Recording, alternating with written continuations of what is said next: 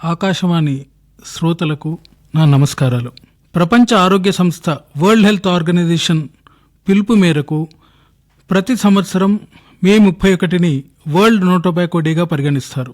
ప్రపంచవ్యాప్తంగా ఉన్న ప్రజలకు పొగాకు వాడకం వలన కలిగే అనర్థాలను వివరించడం ఈ వరల్డ్ నో టొబాకో డే, ప్రపంచ పొగాకు వ్యతిరేక దినం ముఖ్య ఉద్దేశ్యం. ప్రతి సంవత్సరం ఒక్కొక్క నినాదం ఉంటుంది.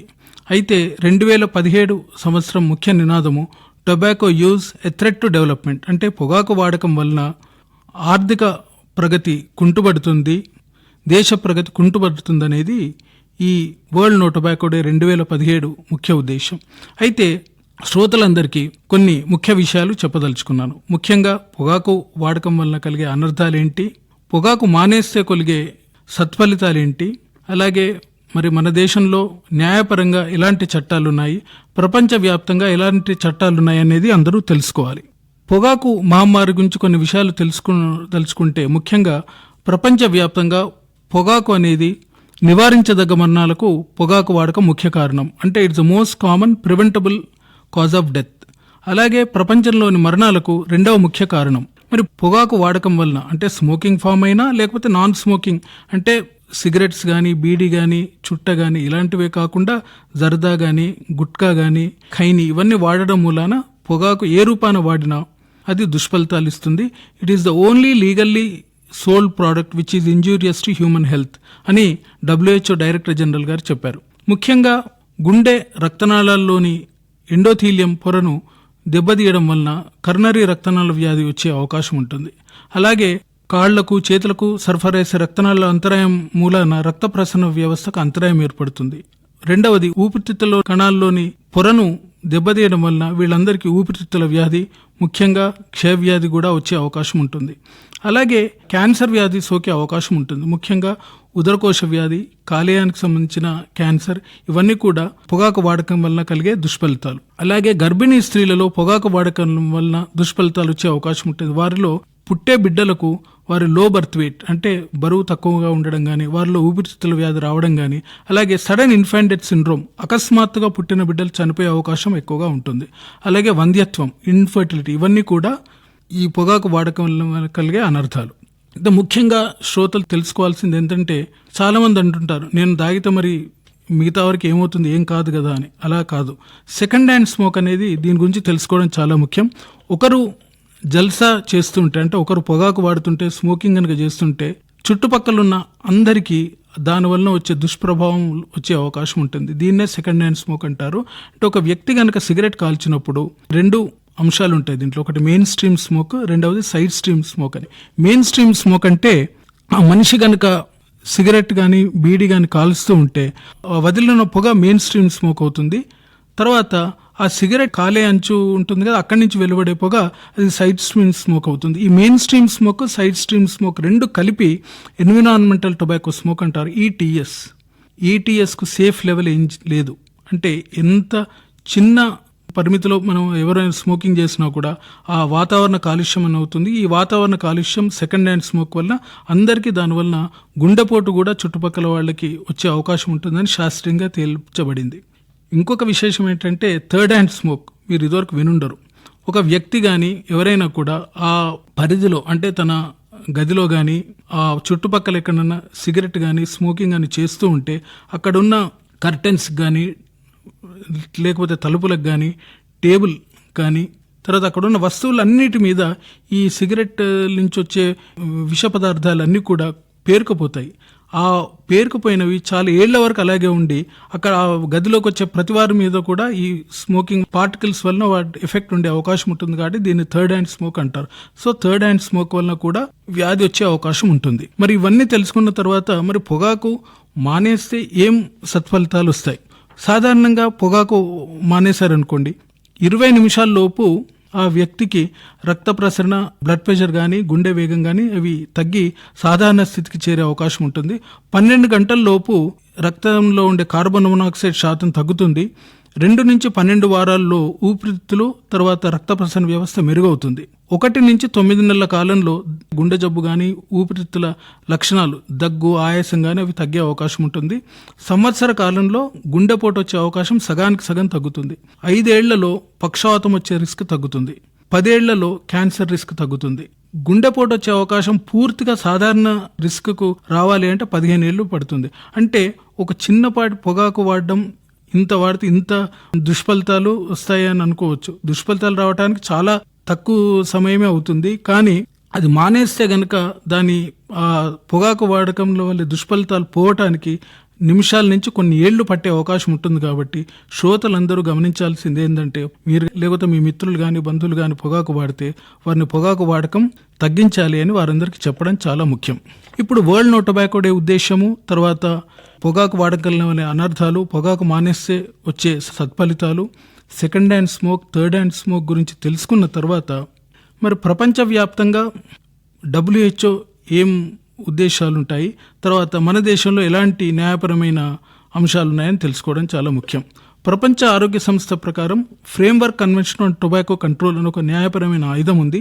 2005 సంవత్సరంలో భారతదేశం కూడా అదొక 8వ దేశం దీన్ని సిగ్నటరీగా ఉంది. దాదాపు 180 దేశాలు ఈ framework convention on tobacco control, ఈ న్యాయపరమైన ఆయుధాన్ని అందరూ దాన్ని పాటించాలి. దీంట్లో ముఖ్యమైన సూత్రమాలిక ఏంటంటే ఎంపవర్ పాలసీ. అంటే ప్రతి దేశం కూడా ఈ framework convention on tobacco control పాటించే ప్రతి దేశం కూడా ఎంపవర్, అంటే ఎం అంటే మానిటరింగ్ టొబాకో కంట్రోల్. మన జిల్లాలో కానీ, రాష్ట్రంలో కానీ, దేశంలో కానీ పొగాకు వాడకం వారు ఎంతమంది ఉన్నారు, ఎలాంటి పొగాకు వాడుతున్నారు, వాటి వలన వచ్చే వ్యాధులు, దీన్ని మానిటరింగ్ అంటారు. మరి ఇది సరిగ్గా జరుగుతుందా అది మీరే తెలుసుకోవాలి. పి అంటే ప్రొటెక్టింగ్ పీపుల్ ఫ్రమ్ టొబాకో. అంటే పని ప్రదేశాల్లో కానీ, బహిరంగ ప్రదేశాల్లో కానీ ఎవరైనా పొగాకు వాడితే కనుక దానివల్ల ఇతరులను రక్షించడానికి దాన్ని protecting other people from tobacco usage, దాన్ని పి అంటారు. మరి ప్రభుత్వం అలా చేస్తుందా? ఓ అంటే ఆఫరింగ్ టు క్విట్. వైద్యులు, వైద్య సిబ్బంది, ఈ పారామెడికల్ వాళ్ళందరూ కూడా వారి దగ్గరకు వచ్చే పొగాకు వాడే వారిని మానేయటానికి మనం వారికి సహాయం అందించాలి. దీన్ని ఆఫరింగ్ టు క్విట్ అంటారు. దీంట్లో కౌన్సిలింగే కాక వారికి ఇతర మందుల ద్వారా కూడా పొగాకు వాడకాన్ని మనం నికోటిన్ సబ్స్టిట్యూట్స్ అంటాము, వీటి ద్వారా కూడా తగ్గించడానికి అవకాశం ఉంటుంది. W అంటే warning about the ill effects of tobacco. అంటే ప్రజలందరికీ పొగాకు వాడకం కలిగే అనర్థాలను మనం వివరించడం. దీంట్లో ముఖ్యంగా మీడియా పాత్ర చాలా ఉంది. ప్రభుత్వంలోని ఇన్ఫర్మేషన్ అండ్ బ్రాడ్కాస్టింగ్ డిపార్ట్మెంట్ వాళ్ళు కూడా చేయాలి. ఇది warning about the effects of tobacco. ఈ అంటే enforcing ban on tobacco advertisements. మీరు ఇదివరకు వినుంటారు, కొన్నిసార్లు విల్స్ ట్రాఫీ అని ఇలాంటివి అప్పుడు కొన్ని అడ్వర్టైజ్మెంట్స్ ఇచ్చేవాళ్ళు పొగాకు వాడకంకి సంబంధించి. అలాంటి అడ్వర్టైజ్మెంట్స్, ప్రకటనలు ఉండకూడదు అనేది ఈ ముఖ్య ఉద్దేశం. చివరి పదం R అంటే రేజింగ్ ట్యాక్సెస్. ఈ MPOWER అన్నిటికంటే రేజింగ్ ట్యాక్సెస్ అంటే ఈ పొగాకు ఉత్పత్తుల మీద వచ్చే ఆ పన్నును మనం పెంచడం ద్వారా పొగాకు ఉత్పత్తులు, వాటి ప్రోడక్ట్స్, వాటి కాస్ట్ ఎక్కువ అవుతుంది కాబట్టి అందరూ మానేస్తారని ఒక ఉద్దేశం. అన్నిటికంటే కూడా this is the only and most proven method of tobacco prevention. అందుకే పొగాకు ఉత్పత్తుల మీద ఈ పన్నును ఎక్కువ చేయడం అనేది చాలా ముఖ్యం. ఒక చిన్న ఉద్దేశం ఏంటంటే, మన దేశ ప్రభుత్వం ఇప్పుడు మేక్ ఇన్ ఇండియా అని అంటారు. ప్రాబబ్లీ ఈ మేక్ ఇన్ ఇండియాకు అగెయిన్స్ట్గా మనం పాటించాల్సింది ఇది ఒక్కటే, టొబాకో అంటే పొగాకు. ఇలాంటి ఉత్పత్తులు కూడా మన దేశంలో ఉంచకుండా ఉంటే గనక మన దేశ ప్రగతికి తోడ్పడుతుందని నా భావన. చివరిగా మరి మన దేశంలో భారత ప్రభుత్వం ministry of health and family welfare national tobacco control programme అని 2012లో దానికి గైడ్ లైన్స్ ఇచ్చింది. అలాగే మన దగ్గర COTP act, cigarette and other tobacco products act అని ఒకటి ఉంది. ఇవన్నీ కూడా మరి సరిగ్గా అమలవుతున్నాయంటే, ఉదాహరణకు నేషనల్ టొబాకో కంట్రోల్ ప్రోగ్రామ్ జిల్లా స్థాయిలో, రాష్ట్ర స్థాయిలో, దేశ స్థాయిలో. జిల్లా స్థాయిలో కనుక చూడగలిగితే కనుక జిల్లా కలెక్టర్ గారు డిస్ట్రిక్ట్ లెవెల్ కోఆర్డినేషన్ కమిటీ అని ఒకటి ఫామ్ చేసి దీంట్లో DMNH నోడల్ ఆఫీసర్గా కనీసం 3 నెలలకు ఒకసారైనా కూడా కలిసి మీటింగ్స్ ఏర్పాటు చేసి దీంట్లో జిల్లాలో పొగాకు నియంత్రణ ఎలా జరుగుతుందనేది చూడాలి. లేబర్ డిపార్ట్మెంట్ ముఖ్య ఉద్దేశం ఏంటంటే, ఈ నేషనల్ ప్రోగ్రామ్స్లో ముఖ్యంగా బీడీ వర్కర్స్ గురించి మీరు రోజు రాజకీయంగా ఎంతోమంది విజ్ఞప్తులు చేస్తుంటారు, ఏది మీడియాలో కానీ పేపర్స్లో కానీ. ముఖ్యంగా ఏంటంటే ఈ బీడీ వర్కర్స్ను వీళ్లను అలాగే ఉంచకుండా వాళ్లకు ఒక ప్రత్యామ్నాయ ఉపాధి కల్పించడం ఈ లేబర్ డిపార్ట్మెంట్ ముఖ్య ఉద్దేశం.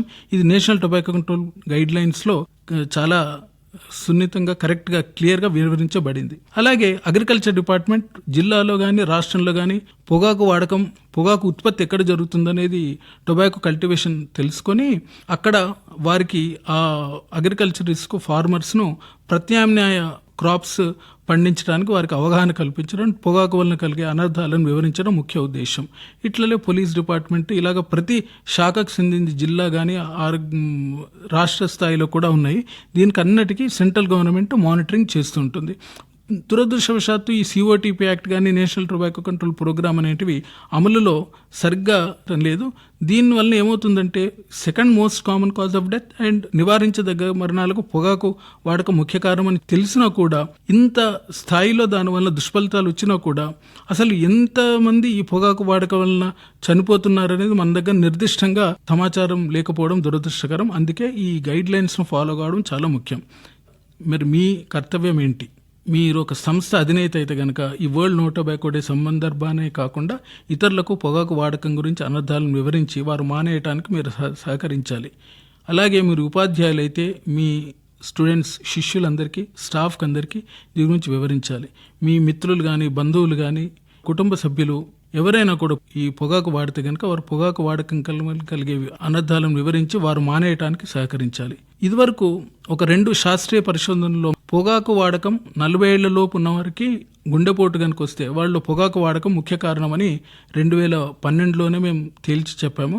అలాగే ప్రతి వైద్యుడు, వైద్య సిబ్బంది కూడా క్లినిక్స్లో కనీసం 3 నిమిషాలైనగా ఈ టొబాకో సెసేషన్ ప్రోగ్రామ్ వారి దగ్గరకు వచ్చే పొగాకు వాడకం కలిగే వారందరికీ చెప్పడమే కాకుండా మేము ఈ టెలిఫోనిక్ కౌన్సిలింగ్ ద్వారా, అంటే మొబైల్ ఫోన్ ద్వారా ప్రతి వారికి ఫోన్ చేస్తే గనక ప్రతిసారి గనక ఓ 3 నెలలకు, 6 నెలలకు, సంవత్సరాలు గనక చేస్తే ఈ టెలిఫోనిక్ కౌన్సిలింగ్ ద్వారా ఈ పొగాకు వాడకాన్ని తగ్గించడం శాస్త్రీయంగా మేము 2014లో కూడా ఒక పరిశోధనా పత్రం సమర్పించడం జరిగింది. చివరిగా శ్రోతలందరికీ మే 31 వరల్డ్ నో టొబాకో డే, ప్రపంచ పొగాకు వ్యతిరేక దినం. ఈ సంవత్సరం నినాదం tobacco use a threat to development, అంటే పొగాకు వాడకం వల్ల దేశ ఆర్థిక ప్రగతి కుంటుపడుతుంది, దానివల్ల అందరికీ వ్యాధి రావడం వల్ల దేశ ఆర్థిక ప్రగతి కుంటుపడుతుంది. అలాగే పొగాకు మహమ్మారి వల్ల కలిగే దుష్ఫలితాలు, పొగాకు వాడకాన్ని కనుక తగ్గిస్తే వచ్చే సత్ఫలితాలు, అలాగే పొగాకు వాడకం వలన వచ్చే వ్యాధులు, second hand smoke, third hand smoke గురించి సవివరంగా వివరించడం జరిగింది. అలాగే WHO చేస్తున్న కృషి, framework convention on tobacco control మరియు ఎంపవర్ పాలసీ గురించి, తర్వాత మన దేశంలో ఈ పొగాకు సంబంధించి national tobacco control programme guidelines ఎలా ఉన్నాయి, cigarette and other tobacco products act సరిగ్గా అమల్లో ఉందా లేదా, వీటన్నిటి గురించి సవివరంగా వివరించాను. ఇలాగే ఈ వరల్డ్ నో టొబాకో డే సందర్భాన శ్రోతలందరూ ఈ పొగాకు నియంత్రణలో తమ కర్తవ్యంగా భావించి పాలు పంచుకోలేరని నా విజ్ఞప్తి.